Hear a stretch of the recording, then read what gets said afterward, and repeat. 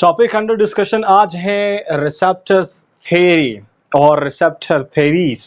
इसका आप लोग थ्योरी और थ्योरी दोनों पढ़ सकते हैं। Anyways, forget about the pronunciation, coming to the point, receptor theories हम डिस्कस करेंगे आज के लेक्चर में। क्या क्या होगा इस टाइटल के हवाले से, very simple. First of all हम जानेंगे व्हाट एक्चुअली रिसेप्टर इज, कि एक रिसेप्टर है क्या। फिर उसके बाद हम टाइप्स जानेंगे कि हमारे पास कितने टाइप्स के रिसेप्टर्स हैं, और फिर उसके बाद हम उन टाइप्स को थोड़ा सा एलेबोरेट करेंगे। फिर उसके बाद एक टर्म है रेगुलेशन ऑफ द रिसेप्टर्स, ये डिस्कस करेंगे। उसके बाद थ्योरीज की तरफ आएंगे। यहाँ पर हम occupational, induced fit rate, macromolecular perturbation, activation, aggregation, two state model discuss करेंगे। कोई चीज़ तो नहीं रहा, बिल्कुल। ये हमारे आज का डिस्कशन होगा और बहुत ही सिंपल, इफेक्टिव और इजी वे में होगा अगर आप कंसंट्रेशन देंगे बोर्ड की तरफ। Well, starting from the very first point, that is receptor है क्या। रिसेप्टर क्या है? To receive, okay, to receive. असल में हमारे सेल में और सेल के ऊपर और सेल में क्या होते हैं? रीजन्स कुछ होते हैं इनसाइड और आउटसाइड द सेल, जो रिस्पॉन्सिबल होते हैं पैगामात को रिसीव करने में और फिर उन पैगामात के मुताबिक एक्शन परफॉर्म कराने में। सिंपल सी बात है।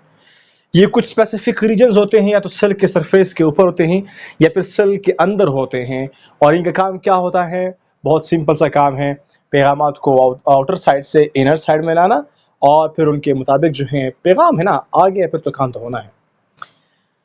अगर हम आते टुवर्ड्स द टाइप्स, तो जाहिर सी बात है बाहर भी हैं और अंदर भी हैं। जनरली अगर हम कहें कि एज अ होल टाइप्स हमारे पास जस्ट टू है। There are two types of the receptors. Number one surface, number two intracellular. इसको आप लोग एक्सटर्नल या एक्सट्रिंसिक और इंट्रिंसिक रिसेप्टर्स भी कह सकते हैं, कह दीजिए। सिंपल सी बात है। रिसेप्टर्स के टाइप्स हमारे पास कितने हैं? दो। एक हमारे पास सेल सरफेस के ऊपर होते हैं और एक सेल के अंदर होते हैं। फिर इनमें फर्दर हमारे पास ग्रुपिंग होती है, जैसे like G protein coupled receptors, ligand gated, voltage gated, tyrosine kinase, nucleic acid। तो इन शॉर्ट ये हमारे पास क्या होंगे? रिसेप्टर्स हैं। और I guess and I hope so कि आप लोगों ने G protein, ligand gated, voltage gated हमारे वीडियोस में डिस्कस कर चुके होंगे, जिसमें हम वहां पर आप लोगों ने देखा होगा। वेल, नेक्स्ट हमारे पास है रेगुलेशंस ऑफ द रिसेप्टर्स। बहुत सिंपल सी बात है, ये रिसेप्टर्स रेगुलेट करते हैं। आप यूं कह दीजिए कि मूवमेंट करते हैं। डाउन रेगुलेशन, अप रेगुलेशन, दो टर्म्स आप लोग पाओगे जब आप लोग फार्माकोलॉजी या मेडिसिन डिस्कस करोगे। तो होता क्या है इसमें? Receptors, up regulation, down regulation, ये क्या है? इन शॉर्ट में आप लोगों को ब्रीफिंग दूंगा। वैसे भी इसको हम लोगों ने मजीद एक्सप्लेन किया हुआ है अगले वीडियोस में, पिछले वीडियोस में, पिछले वीडियोस एनीवेज डिस्कस कर चुके हैं। बात क्या है रेगुलेशन की? अप रेगुलेशन और डाउन रेगुलेशन क्या है? आपका जो सेल है, इस सेल के सरफेस के ऊपर अगर रिसेप्टर आना शुरू हो जाए, इसको हम लोग बोलते हैं अप रेगुलेशन। यानी कि रिसेप्टर्स अप रेगुलेट हो रहे हैं और अभी जब कोई भी लिगेंड आएगा, सिग्नल आएगा, उसको रिसीव करेगा और इंटरनल एक्शंस परफॉर्म होंगे, शो होंगे। और अगर रिसेप्टर बाहर से अंदर की तरफ जाना शुरू हो जाए, इंटरनलाइजेशन अगर शुरू हो जाए, उसको फिर हम लोग कहते हैं डाउन रेगुलेशन। इस वक्त क्या होगा? रिसेप्टर के काम में कमी आएगी। क्यों? रिसेप्टर अभी फंक्शनल नहीं हुआ। क्यों? क्योंकि रिसेप्टर बाहर से अंदर की तरफ जा रहा है। I hope you are getting me. Anyways, कहीं पर भी कंफ्यूजन हो, drop in the comment box. Regulation समझ गए? Up regulation, down regulation. आप बाहर आएंगे, डाउन अंदर जाएंगे, यानी कि काम नहीं करेंगे, इंटरनलाइजेशन होगी और एटसेट्रा एटसेट्रा। अगर आपको इसकी एक्सप्लेनेशन चाहिए, ये थी ब्रीफिंग। हमारा मेन जो है वो है असल में ये थ्योरीज डिस्कस करना रिगार्डिंग दिस टॉपिक, क्योंकि ये इंपॉर्टेंट है regarding medicinal point of view. और बाकी जो है वो मैंने सिर्फ और सिर्फ थोड़ी सी ब्रीफिंग ताकि आप लोगों को आइडिया हो जाए और थोड़ी सी रिफ्रेशमेंट हो जाए, क्योंकि आप लोग ये डिस्कस कर चुके हैं और स्टडी कर चुके होंगे। आई होप सो। जो लोग वीडियोस देखते हैं, रिसर्च करते हैं, इसका मतलब है वो स्टडी भी करते हैं। वेल, थ्योरीज को स्टार्ट करते हैं। Occupational theory, induced fit rate, macromolecular perturbation, activation, aggregation, two state model. Occupation क्या कहता है? According to this theory, Clark, Ariens और स्टेफेंसन यहाँ पर हमारे पास लोग मौजूद हैं, साइंटिस्ट हैं, डिस्कवरर हैं, जिन्होंने डिस्कवरीज की हैं। ऑक्यूपेशनल के मुताबिक कोई ड्रग अगर आकर के रिसेप्टर को ऑक्यूपाई करता है, ड्रग रिसेप्टर को आकर के ऑक्यूपाई करता है तो वो फिर मैक्सिमम एक्शन शो करेगा। ये कौन कहता है? क्लार्क कहता है। Occupational theory according to Clark, drug जब रिसेप्टर को ऑक्यूपाई करेगा तो मैक्सिमम एक्शन शो होगा। लेकिन यहाँ पर आता है एरियंस, वो कहता है नहीं, इंट्रिंसिक एक्टिविटी जो है वो रिस्पॉन्सिबल है मैक्सिमम एक्शन को परफॉर्म करने के लिए। बाज़ औक़ात क्या होता है कि कोई रिसेप्टर जो है वो ऑक्यूपाई हो जाता है लेकिन एक्शन शो नहीं होता, तो एरियंस ने कहा रिसेप्टर को पहले ऑक्यूपाई होना है, फिर उसने इंट्रिंसिक एक्टिविटी भी देनी है, तब एक्शन शो होगा। तो यहाँ पर से डिस्कवरीज होती हैं एगोनिस्ट और एंटागोनिस्ट की। जाहिर सी बात है एगोनिस्ट भी बाइंड करता है, एंटागोनिस्ट भी बाइंड करता है, लेकिन अगर एगोनिस्ट बाइंड करेगा तब इंटरनल एक्शन शो होगा और एंटागोनिस्ट बाइंड करेगा तो इंटरनल एक्शन शो नहीं होगा। वही आइडिया यहाँ पर एरियंस ने प्रोवाइड की थी, क्लार्क और एरियंस ने। उसके बाद आता है स्टेफेंसन। उस टाइम बहुत प्रचार थी इस बात की कि एक लॉक होगा और एक की होगा, तो इनके आपस में इंटरेक्शन है, तो एक की स्पेसिफिक है एक लॉक के लिए, हर एक लॉक उससे आप नहीं खोल सकते। तो इस थ्योरी को स्टेफेंसन ने रिजेक्ट किया कि दिस इज फॉल्स थ्योरी। उस टाइम आती है इंड्यूस्ड फिट, यानी कि जब हम लोग ग्लव्स उठाते हैं उसमें फिर हाथ डालते हैं तो फिट हो जाते हैं, बिल्कुल वो कंसेप्ट जो है वो यहाँ पर डिस्कस है कि यहाँ पर क्या होगा।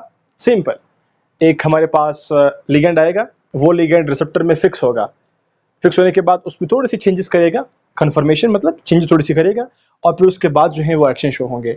यहाँ पर भी वही बात है, अगर एगोनिस्ट आएगा तो एक्शन शो होंगे, एंटागोनिस्ट आएगा तो एक्शन शो नहीं होंगे। यहाँ पर से कंसेप्ट हमारी बिल्डअप होगी। फिर उसके बाद है रेट थ्योरी। इसमें क्या डिस्कस है? रेट देखो, time, interval, frequency, number of encounters, associations और डिसएसोसिएशंस। क्या मतलब है? हमारे पास रिसेप्टर है और क्या है, लिगेंड है। तो लिगेंड जितनी दफा रिसेप्टर के साथ इंटरेक्ट करेगा और दोबारा से उसकी इंटरेक्शन छोड़ेगा, यानी कि एसोसिएशन और डिसएसोसिएशन जितनी होगी, मिलेंगे जुड़ेंगे मिलेंगे छोड़ेंगे जो भी है, मतलब आपस में आएंगे इंटरेक्ट करेंगे वापस दोबारा जाएंगे, आएंगे इंटरेक्ट करेंगे दोबारा जाएंगे। तो ये एसोसिएशन डिसएसोसिएशन जो है जितनी ज़्यादा होगी उतनी ज़्यादा उनके एक्शंस होंगे, और जितनी ज़्यादा मतलब कम होगी उतने कम इनके एक्शंस होंगे। इन शॉर्ट क्या है, रेट में हम देखते हैं number of encounters of association और डिसएसोसिएशन, कितनी दफ़ा लिगेंड और ड्रग जो हैं वो लिगेंड ड्रग या रिसेप्टर जो हैं कितनी दफ़ा इंटरैक्ट करते हैं, आपस में जुड़ते हैं और छूट जाते हैं, एक दूसरे से जुड़ते हैं फिर सेपरेट होते हैं, एसोसिएट डिसएसोसिएट होते हैं। तो ये इनकी आपस में जो एसोसिएशन डिसएसोसिएशन है वो कितनी दफ़ा होती हैं, तो उसको हम लोग रेट में डिस्कस करते हैं। जितनी ज़्यादा होगी उतनी ही उनके एक्शंस होंगे, जितने कम होंगे उनके उतने एक्शंस कम होंगे। नेक्स्ट हमारे पास है मैक्रोमोलिक्यूलर पर्टर्बेशन थ्योरी। मैक्रोमोलिक्यूलर पर्टर्बेशन क्या कहता है? मैक्रोमोलिक्यूल तो आप लोग जानते हैं कि बड़ा मॉलिक्यूल। पर्टर्बेशन क्या है? इसका मतलब है स्लाइड चेंज। ये बिल्कुल इस तरह से है, हमारे पास जो इंड्यूस फिट है यहाँ पर भी कन्फर्मेशन हो रही है, पर्टर्बेशन में भी हम लोग कन्फर्मेशन ही को डिस्कस करते हैं। स्लाइड चेंज में ये दो तरह से होता है, specific conformation perturbation, non specific conformation perturbation. S for specific conformation perturbation, N for non specific conformation perturbation. इसमें क्या होता है स्पेसिफिक कन्फर्मेशन पर्टर्बेशन में कि एक स्पेसिफिक वहाँ पर चेंजेस होती हैं। जब एक ड्रग लिगेंड आता है रिसेप्टर के साथ बाइंड करता है, रिसेप्टर में स्पेसिफिकली चेंजेस प्रोवाइड करता है। तो इस तरह की इंटरेक्शन जिसमें स्पेसिफिक कन्फर्मेशन स्पेसिफिक चेंजेस होती हैं, तो इसको हम लोग कहते हैं स्पेसिफिक कन्फर्मेशन पर्टर्बेशन, और ये स्पेसिफिक है फॉर द एगोनिस्ट। अगर स्पेसिफिक चेंजेस हुआ लिगेंड में, एक लिगेंड के थ्रू एक रिसेप्टर में अगर स्पेसिफिक चेंजेस हो जाए, स्पेसिफिक कन्फर्मेशन हो जाए, तो उसको हम लोग कहते हैं स्पेसिफिक कन्फर्मेशन पर्टर्बेशन, और इसकी वजह से इंटरनल एक्शन शो होते हैं, और ये स्पेसिफिक है फॉर दी एगोनिस्ट। और जो एंटागोनिस्ट है वो फिर नॉन स्पेसिफिक कन्फर्मेशन करवाएगा। वो नॉन स्पेसिफिक कन्फर्मेशन पर्टर्बेशन जो है रिस्पॉन्सिबल है for no action, antagonist. Well, activation aggregation क्या करता है? इसका मतलब ये है इस थ्योरी का, इसमें हम डिस्कस करते हैं कि रिसेप्टर्स जो हैं वो हर वक्त इक्विलिब्रियम में होते हैं, आरओ स्टेट्स और टीओ स्टेट्स में। आरओ जो है वो एक्टिव स्टेट्स हैं, टीओ स्टेट इनएक्टिव स्टेट्स हैं। रिसेप्टर्स ऑलवेज अवेलेबल है इन दो स्टेट्स में। जब कोई लिगेंड आता है, अगर वो लिगेंड एगोनिस्ट है तो वो इक्विलिब्रियम को शिफ्ट करेगा एक डायरेक्शन में। वो कहाँ पर शिफ्ट करेगा? अगर वो लिगेंड आएगा, एक्टिव होगा, एगोनिस्ट होगा तो वो आर ओ की तरफ शिफ्ट करेगा, तो एक्टिविटी शो होगी। और अगर वो एंटागोनिस्ट है तो फिर वो टी ओ की तरफ इंटरेक्ट करेगा और टी ओ को शिफ्ट करेगा। मीन्स एगोनिस्ट आएगा, एक्शन शो होगा, एंटागोनिस्ट आएगा, कोई भी एक्शन शो नहीं होगा। और सिर्फ क्या होगा, इक्विलिब्रियम जो है वो डिस्टर्बेंस उसकी होगी। यहाँ पर हमने क्या डिस्कस किया अभी कि according to activation aggregation theory, receptors हर वक्त इक्विलिब्रियम में होते हैं और आर ओ टी ओ के स्टेट्स में होते हैं।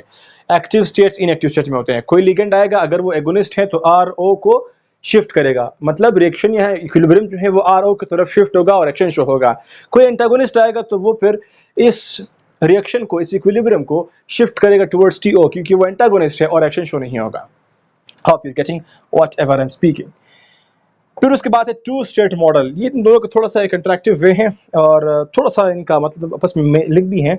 ये क्या कह रहा है कि रिलैक्स्ड और टेंस स्टेट में हमारे पास रिसेप्टर्स ऑलरेडी और ऑलवेज अवेलेबल होते हैं। रिलैक्स हमारे पास ऑन स्टेट है, रिसेप्टर रिलैक्स है, ऑन है, लिगेंड आएगा, बाइंड करेगा आर ओ के साथ, ये ऑन के साथ, तो क्या होगा, एक्शन शो होंगे। और अगर टेंस स्टेट में होगा रिसेप्टर, लिगेंड जितने भी आएंगे, चाहे जितने भी लिगेंड्स आएंगे, ड्रग्स आएगा और आएंगे और इस रिसेप्टर के साथ बाइंड करेंगे तो कोई भी एक्शन शो नहीं होंगे। टू स्टेट मॉडल क्या कहता है, ईदर इन द प्रेजेंस और the absence of the drug, drug हो या ना हो, जो हमारे रिसेप्टर्स हैं वो रिलैक्स्ड या फिर टेंस स्टेट में होंगे। रिलैक्स स्टेट क्या है, रिलैक्स स्टेट ऑन स्टेट कहलाता है।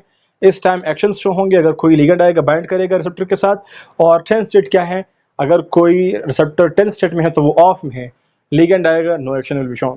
तो यहाँ तक होती है हमारी discussion complete regarding receptor theories. कोई क्वेश्चन है, कंफ्यूजन है, drop in the comment box and thank you for watching.